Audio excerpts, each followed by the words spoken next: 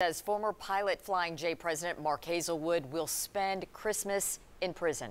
Hazelwood asked the judge to move the date to set his surrender himself from November 26th to January 7th.